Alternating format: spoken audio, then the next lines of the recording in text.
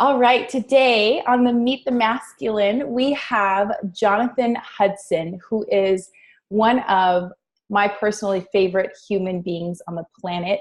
I just finished telling him that I'm so excited to do this dance of life with him this go around because he's been so healing for me personally, and his flavor of masculine is so potent, and I am just in pure admiration of it. So Jonathan, thank you for being on Meet the Masculine. Welcome, and please introduce yourself and let people know where they can find you to begin with. It is a great pleasure to see you live again. You also are one of my favorite people on this planet, especially for the work that you do and your own healing journey that you went on with us. Mm-hmm. So, my name's Jonathan Hudson. Me and my wife have a company called Sextraordinary Living. That's sextraordinaryliving.com. Mm-hmm. And we are relationship coaches, intimacy coaches. We both teach on the dynamics of the divine feminine, the conscious masculine, whatever we want, the divine masculine, however that shows up in relationships. Mm-hmm. We like to use the word conscious relating as kind of a new paradigm of how to go through this life. And our main business is somatics, and somatic sexual healing of all things. And I know that brings up a lot of questions. It's like, what is that? And it's really about somatics, meaning the body, that the body is the last frontier of so much of the awakening process. We do so much in our heads and so much books and workshops, and yet the body holds all of the old memories and traumas and not good enoughs and I'm not pretty enough and all those things. And we go in and rewrite, really hack the body and give it a new experience. That life can be full of pleasure and fun and amazement and financial abundance and relationship abundance, and set that as the new course in the body for the whole being to follow. Mm-hmm. We just wake you up. We wake you up to who you already are. We bring out that shiny, perfected diamond. Mm-hmm. Mm-hmm. Yes, I could attest to that experience. It is so powerful. And my question to you is, I love that you brought up the term conscious masculine and conscious relation in terms of one another, the masculine and the feminine. What is your definition of a conscious man or a conscious woman? It's really easier to find the other side of that. What is unconscious? For me, there was a journey through most of my life into my 40s of doing things the typical masculine way and in the old world style of forcing my way through life. I mean, even though I'd had great relationships with women, I always played the lover archetype in the world. So I was on that journey of I was successful in business and successful with women. And yet when I went through my short-term marriage and divorce, I really started to notice that there was a pattern. There was a pattern I was living out, a pattern of pain, a pattern of distrusting the feminine in so many ways, and not even knowing what all that meant. And when I left that relationship, it was a dark night of the soul. I had a night where I almost took my own life until I was saved by a feral cat, of all things. And I started the journey of awakening, right? The awakening process. To me, it is an awakening. Even today, 6 years later, it's always got an ing on the end of it. It's a constant walk in how can I become better. So to me, consciousness means that the very definition of consciousness is being aware of. Mm-hmm. Being aware of my truth, my authenticity, my feelings, and not stuffing those down, but speaking my truth in a way that doesn't harm people, showing up and being a man of integrity. Integrity is a huge word for me. I am who I say I am, and I stick to that. Mm-hmm. It's owning my stuff, owning my triggers, owning my past, owning my childhood, that aware of where all of this stuff comes from, and being in it when it comes to relating, showing up fully. Every day, choosing my partner to show up fully for her and for me. And when things come up as they do, and no matter how perfect the relationship, being able to take a step back and saying, you know what, sweetheart, that's totally mine. I own my side of the streets in this. And so we can step back into love. And I am blessed to have that in my partner, which was a requirement for me and for both of us. And along the way, Heike woke up my heart. I believe in the energetics behind everything, that I really woke up her sexual being and got her back to being on this earth again, because she likes to fly in stars. Yeah. And she in turn opened up the world of spirituality to me. I had really gone against the idea of religion. I even have a degree in religion, of all things, because I was trying to prove it wrong. And she woke up my spiritual world, my heart. And so how I can bring spirit into all I do throughout the day as well, and be in alignment with that is the critical component to me of consciousness, however anybody defines it. Mm-hmm.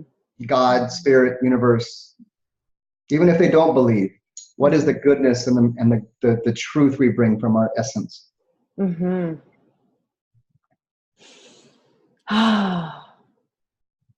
The question came through, what are your favorite aspects of the feminine, particularly in Heike? Well, besides the bedroom? Besides the bedroom. I mean, that's where I believe that sexuality is the bedrock of relationships. And it is the fuel for our love. I mean, the reason is we say the words make love and dismiss that so easily, but literally in the bedroom, we are making more love to be present in us and our business and our energy. Every morning before we talk about business, we make love to set the container for the day. Mm-hmm. And so the bedroom is the most important to me with her, and the beautiful conscious lovemaking we have, where we go to sex church once a week and we turn everything off, and we're in there for 3 or 4 hours just diving, and every time is different. And so there's so much energy and love built from that interaction. The second thing would be that Heike calls me out. She calls out when I'm asleep, when I am, maybe I'm not looking at something the right way, and I give her the space for that. And I honor that she is constantly lifting my best version out in me. And because I'm open to it, I welcome it. Maybe not in the moment, but certainly being able to reflect upon, yeah, you're right. And third, what we talked about before, is Heike's ability to own her side of the street is huge. And so our communication is epic every day. There's nothing hidden. There's nothing that we let go more than 24 hours without, okay, let's resolve this so we can come back to love. So we don't walk through and carry these grudges. When we argue, we don't argue at each other. It's kind of pointed somewhere else, so that there's not the energy that builds up any kind of resentment against the other. And that's it. It's a lot of people think that men don't require safety. One of the reasons men are so shut down is because they don't feel safe. We hear women say this all the time, but the conversation on Me Too has yet to hit the masculine side, and for good reason. It's like time for us to be like, all right, this is your space, you're right. And whether it's in 1 year or 10 years, or I don't know, I'm already having the conversation of, you're 100% right. And men, especially the awakened conscious man, is constantly looking at, where is my place to start to share my vulnerabilities, my fears, and my emotions, and be held in a container where we do feel safe to express that, because that hasn't been our experience. A lot of times when we do share with the feminine in the past, in the old way of relating, there has been some drama around it. And we don't feel held in that moment. And this starts very young. It starts even with our mothers. And so as we progress through life, it is just so much easier to shut down. And that is the armor. That's really the protection we wear around our hearts, thinking we're supposed to be this big, bad, masculine warrior that doesn't have any feelings, because they're not welcome in the world. And that really is starting to shift. And so that's really a huge component for me. Ooh, so much emotion came up in me when you presenced that men need to feel safe too. Yeah. Absolutely. Absolutely. can recall, and it reminded me of my work with you and Heike. And I had brought up at some point, my relationship with my son came through. Mm-hmm. And we talked about getting messy and getting playful and that was fun. And loosening, right? Adding the, I love how you said, oops, right? Like adding the oops to my life where things could get messy and things could get icky. And I wasn't trying to control it all. Yes. And I wasn't trying to be in my masculine with my son because he needs me in my feminine. He needs me in that mother role. And I can recall a moment where something had occurred and I, in the past, before my work with you, I would have flipped. Yep. I would have just gone into like criticism, judgment, on it. And in that moment, I noticed that instead of going in, I stepped back and was like, it's okay. It's okay. It's fine.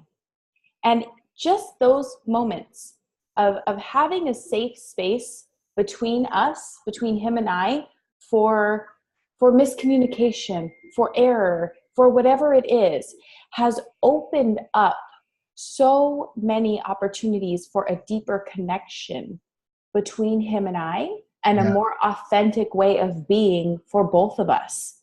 Because I can have an upfront conversation with him around, hey, I'm sorry. Mom did this. I didn't think about it. I'm sorry, dude. And he's like, it's okay, Mom. We all make mistakes. Yeah.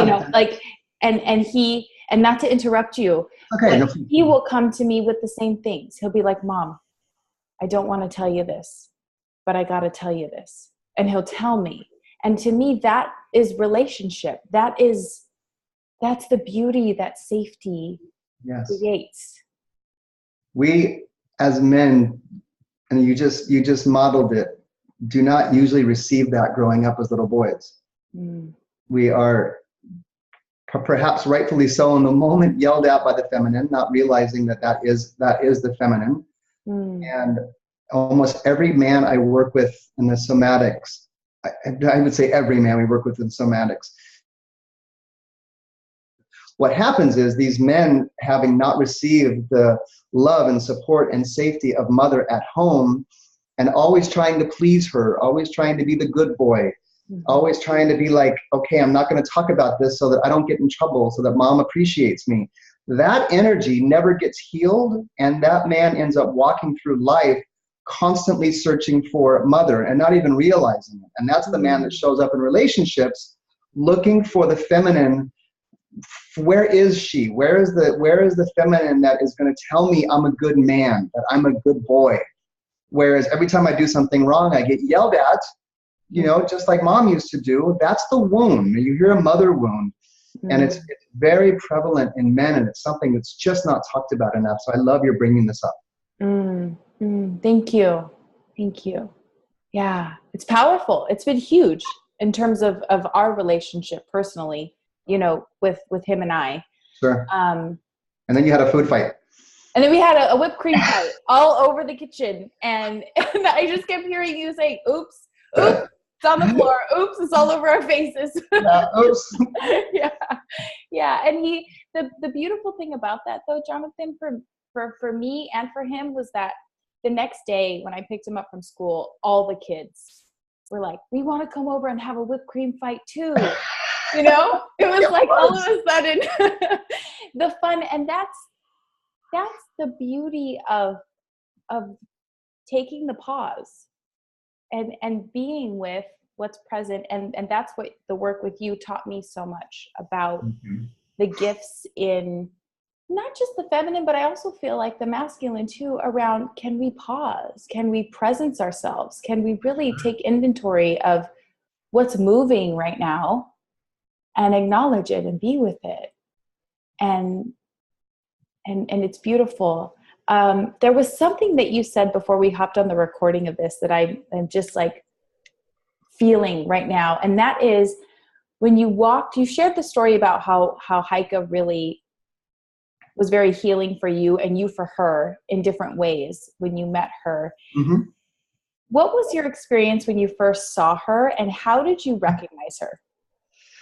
Well, by that time, I had done a tremendous amount of work, of self-work. And I had made a lot of commitments to myself that never again would I go down the path of drama, that I was only going to attract somebody who had done all of their work too. And I wasn't even looking for it.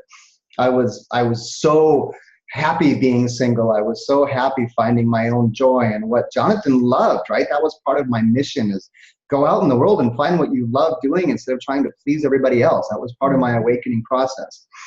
And so neither one of us were ready for the sparks that flew. It's the bigger conversation of this mystery unicorn conscious man, right, that everybody talks about. Because I have women too. They don't believe me that these men exist. And they're like, and I'm like, of course they don't exist in your world. Mm-hmm. Because you're walking through life already saying that they don't exist. Mm. And to answer your question, I walked into this room and I am able to, I wasn't so aware of it then as I am now with energies, but I looked across the room and there was this beautiful angelic light coming off of a woman that I just knew right away was like, she is so happy with herself and so happy with her life. And she's glowing so much in radiance that she doesn't need me. She doesn't need me to fix her. She doesn't need me to fulfill or complete any part of her. I want some of that yumminess. And that was the attraction. And this was in a room of 100 people. And literally, I saw her from across the room. It's what looked like floating on air. And I just knew that this woman had done the work. And so when it comes to this mythical conscious man creature, also understand we're out there everywhere. I work with so many men. I have some great partners in this business and that are doing similar work like Destin and some others that are doing great men's work. And we are out there and we are doing our internal work. And the thing is, unless you're doing yours, we're going to walk into a party and walk right by you. We see you. We're there.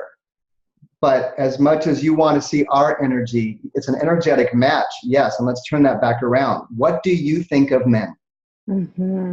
That's the biggest thing. Heike had an event for women a couple months ago. And it was a 4-part series with 30 women.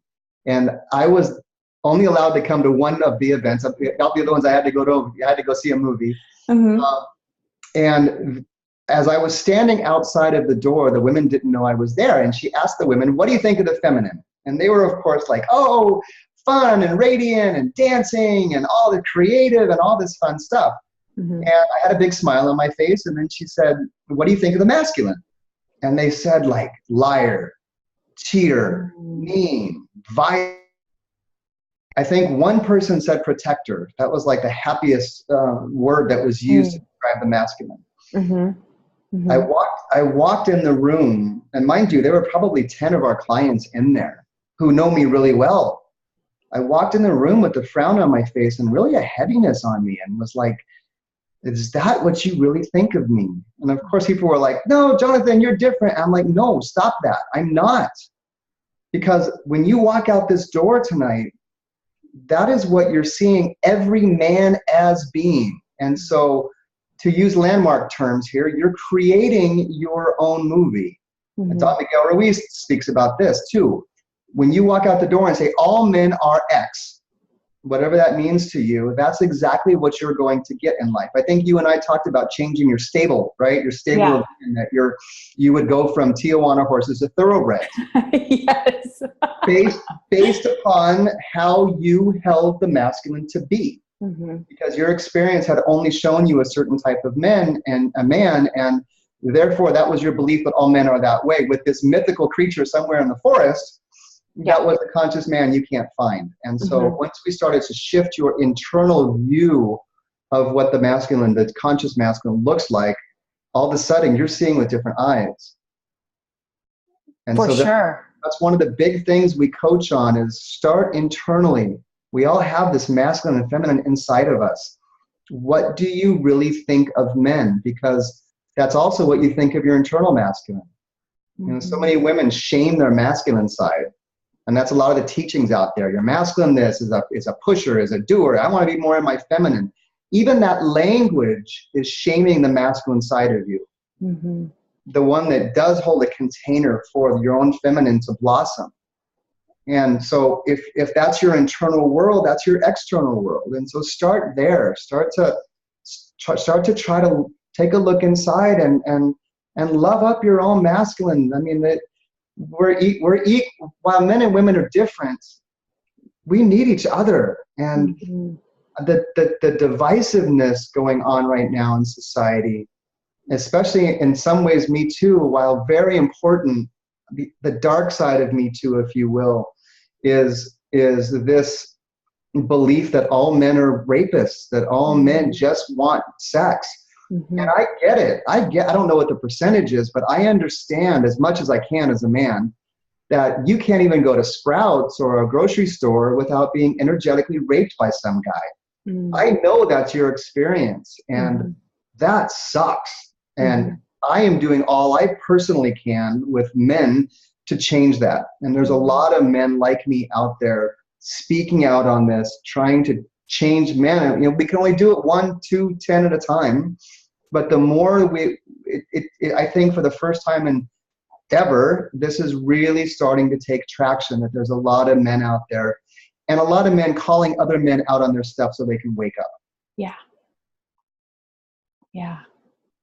And thank you. I don't want you to have that experience. I feel terrible about it. And I know that is your experience and has been for that and worse for thousands of years. Yeah, it can be so deeply, deeply ingrained. And part of what led me, I shared my story a bit with you about what led me to exploring the healing of the masculine and the feminine in me, was this feedback from my son about, a song I was listening to that was all about like feminine empowerment. He was like, well, Mom, what about, and he was 4, I think at the time, 3 or 4, what about the boys, and that really was like, wow, awakening. It shook me on a core level. Like, that's something to look at. And then I remember going to a 2-day workshop and meeting a coach who was, and I'm sharing this for the women watching and for the men too. I remember standing in front of him and feeling terrified, because it was probably at that point in my journey the most embodied man I had ever experienced and stood across from face to face. And it was one of those moments where I had been telling people, I had been saying, oh, I'm ready for the masculine. I'm ready for a conscious man. I'm ready for a man who's doing the work. And then I got face to face with one and I wanted to run, because the presence was so grand. And I felt grand, not in an overdone sense, but grand it's powerful. It is a powerful, powerful, rooted, beautiful space. And I was still so wounded at that point that I felt totally naked. I felt so vulnerable. I knew on an unconscious level, none of my BS was going to work. I just felt like I wanted to just hide. And I couldn't make sense of it at the time. And really what that experience taught me was I went on to work with him for about 6 months. And then his working with him led me to you and Heike. So it was like he kind of cleared some of the pathways so that I could receive the work that you both had for me next. And in this process, though, I got to really take a good look at me and how I'm showing up and what I'm looking for in the world. And am I really, truly ready for what's required of what I say I'm ready for? And for the people who are watching in this, I think you spoke to that beautifully when you said that the men are out there. They're in the world, and yet you see what you want to see. You see the story that you're creating. How can people, if they're watching this and they're saying they want something or they're wanting a different story, how can they go about beginning to shift that story? It really to me, I really believe in the power of our word as creators. I personally believe that we are all one. We all have the creator's energy within us. Mm-hmm. And we're here kind of to try to figure that one out, to go through the human process until we remember who we are and the power we have. Mm-hmm. So I believe every spoken word creates our reality. And so it starts internally with, again, that deep dive into, writing down on a piece of paper, what do I think of men? Mm. Am I willing to start to say, oh, that's not always true. Mm-hmm. There are good men, and your series here is showing that. Mm-hmm. And to start speaking the opposite. I had a girlfriend 5 years ago who walked out on the balcony, and we used to live on 2 different houses, and she said, "There's no man out there in the world that can meet me. That's why I'm alone." And I said, "You're right." And she just looked at me and she goes, "What do you mean I'm right?" I'm like, "You're right. There is no man that can meet you. So enjoy your alone time." Mm. Mm-hmm. And then she said, "Yes." And I said, "Correct." And she came back a couple weeks later and told me she had met someone, and it was that shift of her own words. "I haven't met him yet, but I'm going to." That changed everything after years of being single. So watch your words, and not just watch your words, recreate life. I believe that you can walk out the door and be like, there are awesome men on this planet, and they are doing good work, and I am going to be seen by one. Mm-hmm.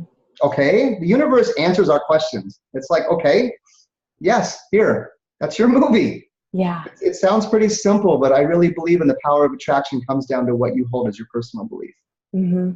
Mm-hmm. And then, the other words of advice I think your women are already doing, and men, and that's continue to do your own work.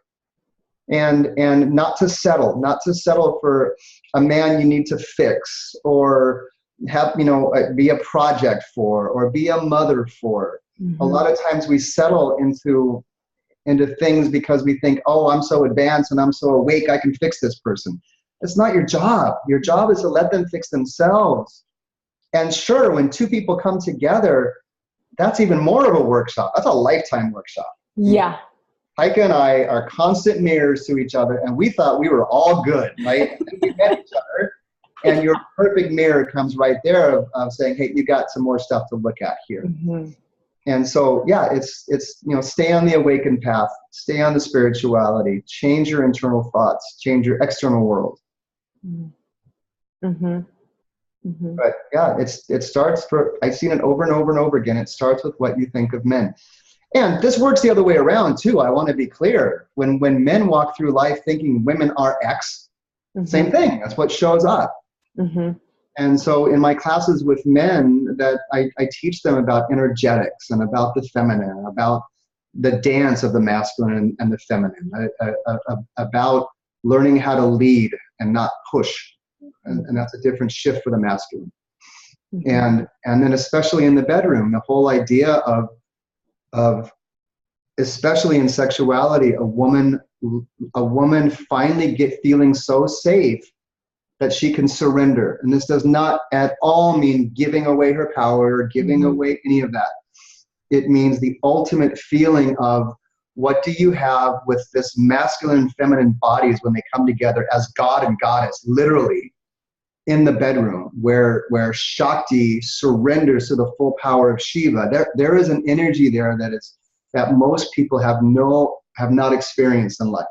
Mm-hmm. And it's absolute magic. And for me, it's taken me years to learn how to trust the feminine, that my way is not the only way. And as soon as, it was about 3 years ago that I put Heike on the front of the ship of life, mm-hmm. instead of on the back of the ship with me steering, right?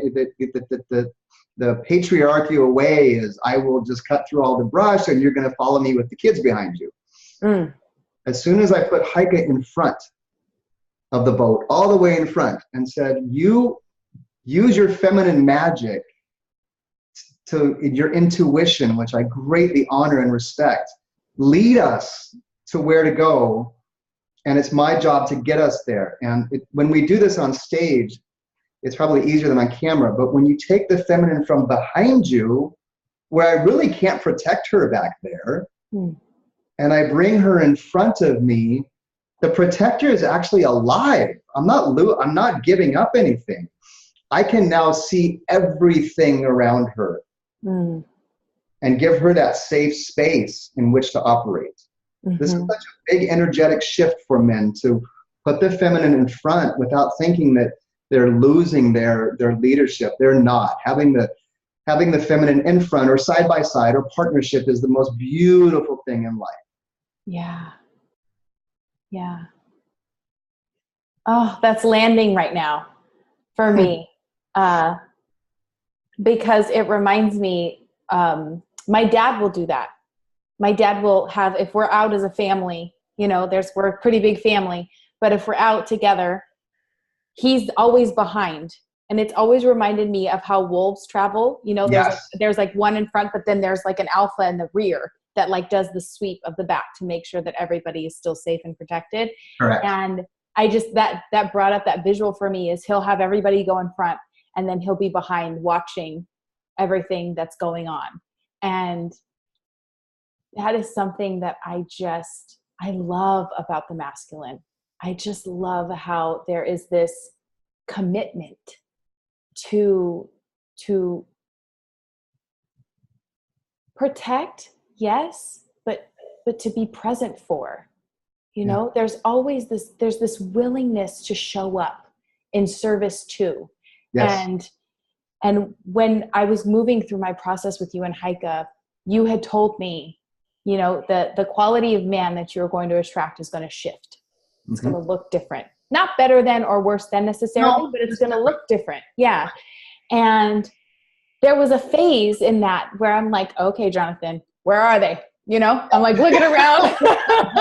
You're looking too hard. And like, where are they?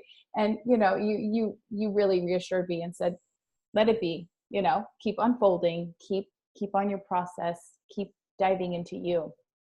And I was overwhelmed with gratitude and love when I went out to create this series, because it was a soul hit. And I said, okay, let's see if I can get 8 men. Jonathan, do you know that I have double digits of men that I reached out to who said yes, who were like a full yes to this. And I was just sitting back and I totally heard your voice. I said, there it is. You know, Jonathan said that it will shift, and it's shifted. And that was just a beautiful reflection to me. And you were like the second one that said yes. You were like, yes, in all caps. Excuse me. And for me, it was like, wow, that is magnificent. And every conversation has been so vulnerable, so beautiful, so powerful. And I sit back and I'm just in awe. I'm in awe of what you have spoken about on this particular interview around changing your story and doing the deep dive work and really creating your truth can become manifested in your 3D reality, and how that has happened for me within a period of less than 6 months from when I finished. Kate, we want to serve you. We want to make you happy. But what shows up so often is this fix-it thing. I wrote a post one time that the fix-it thing is really like a check engine light goes off, right? And we just want things to be smooth, and we want to serve you. And it's so hard sometimes for women to just receive that. Yeah.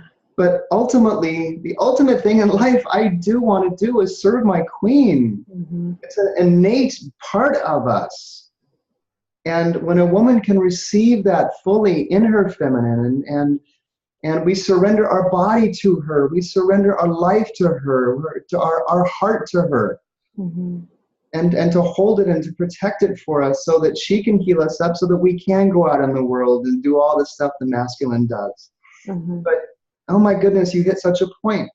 I want to serve you. That's how I'm wired. And the more opportunity I get to do that, to see your smile, to see your happiness, it fills my heart with joy, because that's I believe how men are wired. Mm-hmm. Now, again, that's a two-way street. Mm-hmm. I want to feel appreciated. I want to feel seen. I want to feel adored as well. Mm-hmm. But the more of that I fill up on, the more I can provide to go out of my way to completely fulfill your desires and needs. Mm-hmm. Mm-hmm. And that's a fundamental piece, I think, for us to really get to see and acknowledge, is that it's always, almost always coming from a space of love. Yeah. And a deep intention to really create an even better experience for people. Yeah. Yes, exactly. Amazing. Jonathan, do you have anything else you would like to add to this dialogue? I just thank you for having this. I spoke about Me Too a little bit, and the effect that is having out, and how men are unfortunately getting, and I don't want to blame Me Too at all. I believe in the movement. Mm-hmm. The unfortunate consequence is that men, and for the most part, at least the ones I work with, are terrified because they're confused about how women say they want this strong man in all forms to show up, and literally a man that will just ravish them and take them. They want this King Arthur on a knight. Mm-hmm. Well, if we did the King Arthur story today amidst the current culture, it would be called rape. Mm-hmm. And so it's a dichotomy that men are stuck in. It's like, how do I show up and be that man that wants to just ravish you and take you, when I don't want to be a rapist? I don't want to be that guy. I don't want to come across with that energy.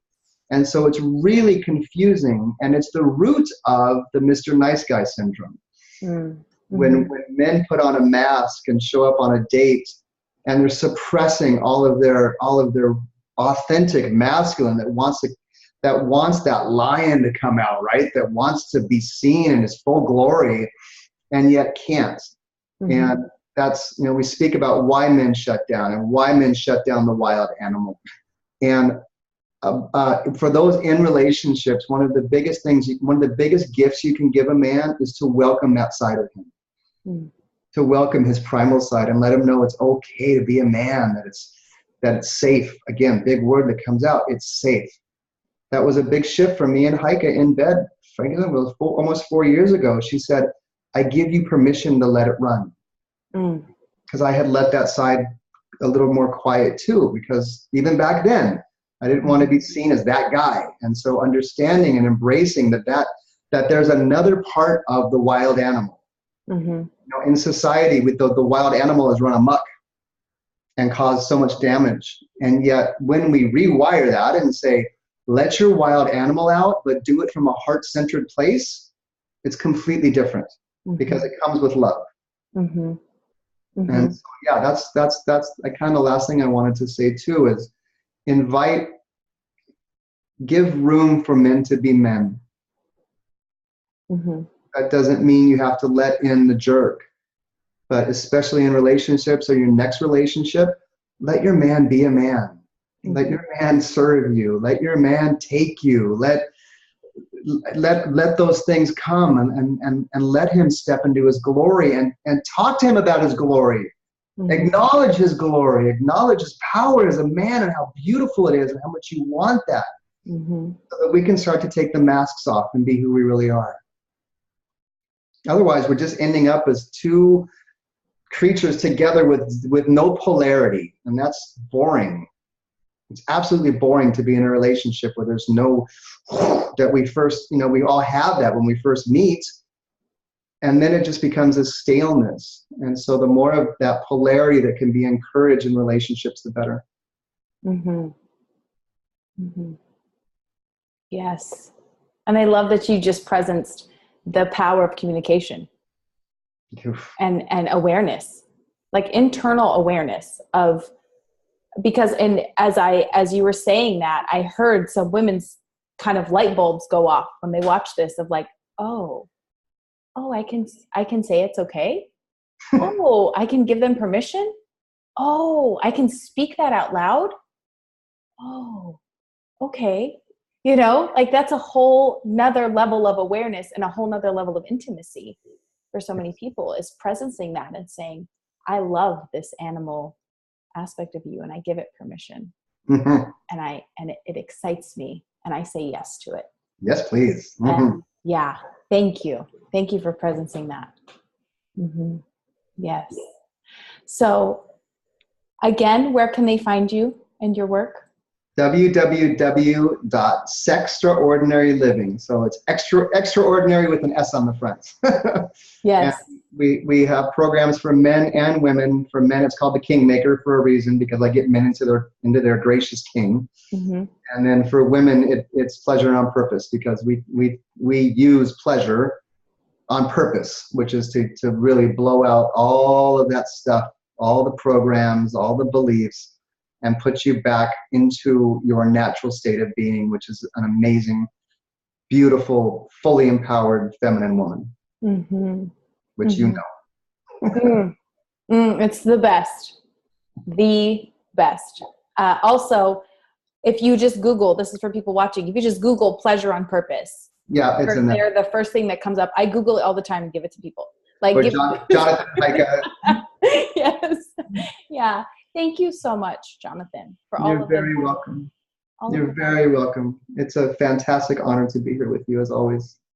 I appreciate you and I love you. And I just am so grateful for the work you're doing in the world. Thank you. Likewise.